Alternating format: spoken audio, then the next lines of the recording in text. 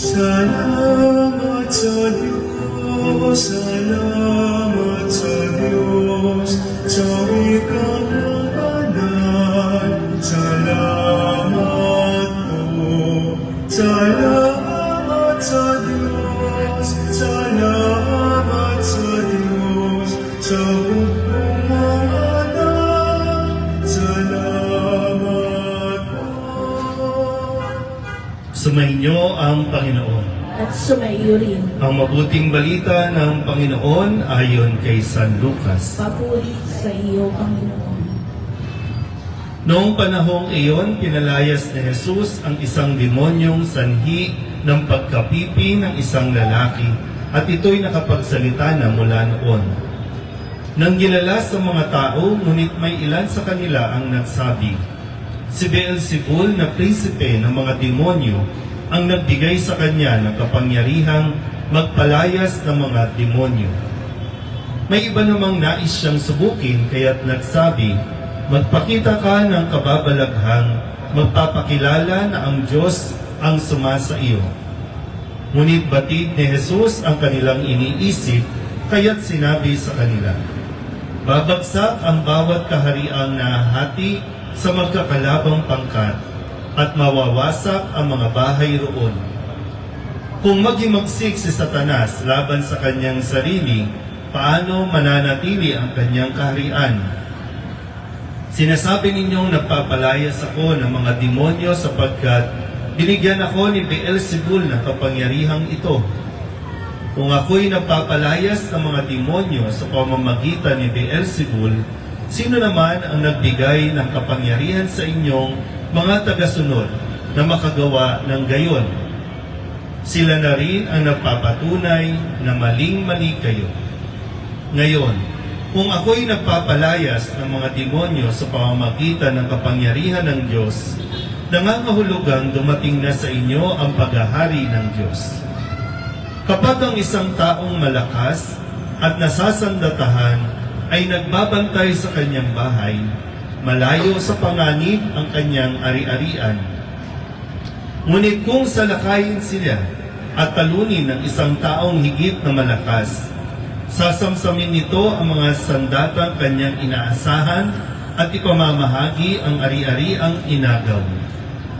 Ang hindi panig sa akin ay laban sa akin, at nagkakalat ang hindi tumutulong sa aking mag-ipon. Ang mabuting balita ng Panginoon. Pinupuri ka namin, Panginoong Jesucristo. Umupo ang lahat. Isang magandang hapon po sa inyong lahat. Para po sa mga nasa online, kami po ay narito sa Barangay 270 sa barangay na kung saan pinamumunuan ni Chairwoman Adora Yusero at ang kanya po mga kagawad para po sa ating buwan ng pagninisa dito po sa mga barangay na nasasakupan ng ating parokya. Nakakita na po ba kayo ng demonyo?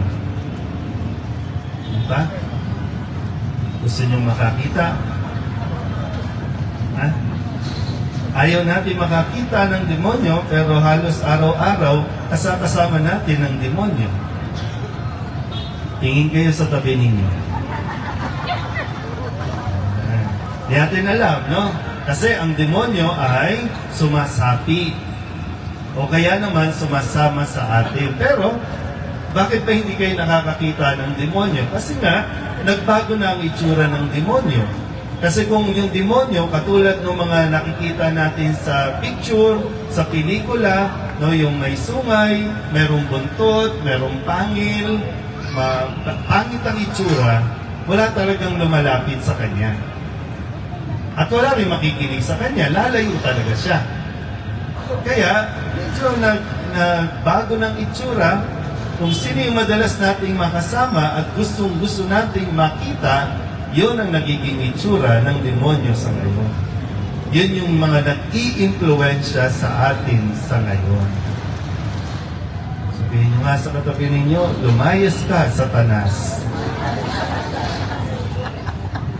Sino ba makakapagpalaya sa demonyo? Walang iba kundi si Jesus. Diba? Si Jesus lang Kaya nga lagi natin sinasabi, sa ngalan ni Jesus, lumayas ka, Satanas. At sa Ebanghelyo natin, ito ang ginawa ni Jesus sa demonyong sumanib doon sa isang lalaki na ang ginawa ay hindi siya pinagsasalita. Yun yung isang bagay ko, no? Kapag mayroon tayo, kasi bakit pa ayaw pagsalitain ng demonyo ang mga tao, lalong-lalo na tungkol sa katotohanan, tungkol sa kung ano ang mabuti, sa kung ano ang tama. Kapag alam mo, no, kung ano ang katotohanan, tapos hindi ka nagsasalita, nai-impluwensyahan ka ng demonyo. Yung bang mananahimik ka na lang kasi iniisip mo, ayokong makialam, baka madamay pa ako. Yung demonyo nandiyan dyan, dyan ka na lang, relax ka lang dyan, para tahimik ang buhay mo. Pero pinagaling ni Jesus yung lalaking inaaniban ng demonyo na hindi pinagsasalita. Meron din naman na ang ginagawa ng demonyo ay yung pinadadaldal niya ang mga tao. Pinadadaldal sa kung ano-ano ang mga sinasabi, kung ano-ano ang ipinapahayag, minsan kasinungalingan na, minsan paninira na, o mga anumang pangit na mga salita. Yan ang ginagawa naman ng demonyo. So, meron ba kayong kakilala na tahimik? Meron ba? Baka inaaniban na ng demonyo. Meron din ba kayong kakilalang masyadong maingay, masyadong madaldal, chismosa, panira, di ba? Minsan kahit nga sa GC, di ba? Kung ano-ano mga pinag-chat-chat-chat. Pag ganyan, sabihin nyo na, sa ngalan ni Jesus, lumayas ka, Satanas. Kasi yan ang sumisira sa atin, no? Kung sabi ni Kristo, ang isang kaharian, no, na kapag nag-away-away o kumbaga, yung bang, di ba, masalita, ang daming gustong gawin, ang daming gustong sabihin, hindi nagkakaisa. Kahit nasa barangay, di ba, pag nararanasan natin, kapag masyadong maraming alam, hindi tayo nagkakasundo.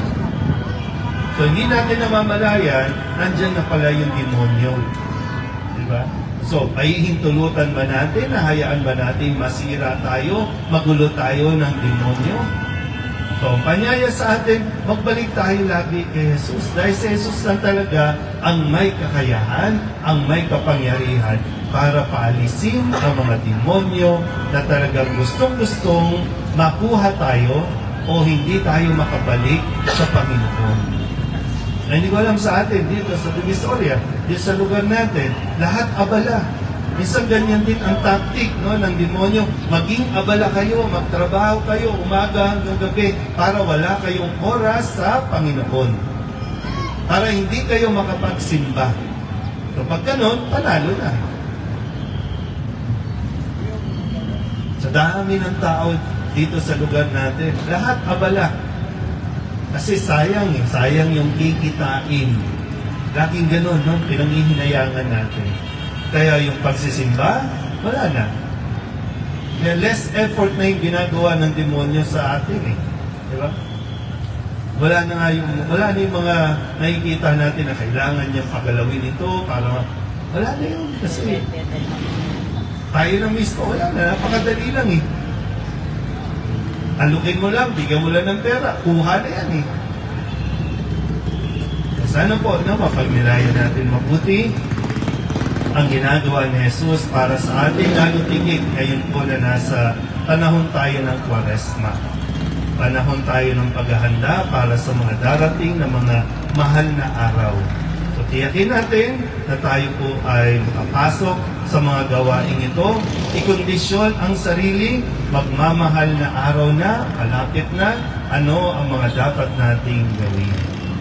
Baka makaligtaan natin at kukunin pa rin natin yung pagkakataon. Mahal na araw, holiday, walang pasok, maraming tao, magtitinda tayo, umaga hanggang gabi. Andyan ang mga mahal na araw, ibinibigay ito ng Diyos para sa atin, para tayo po ay muling makabalik sa Kanya. Amen?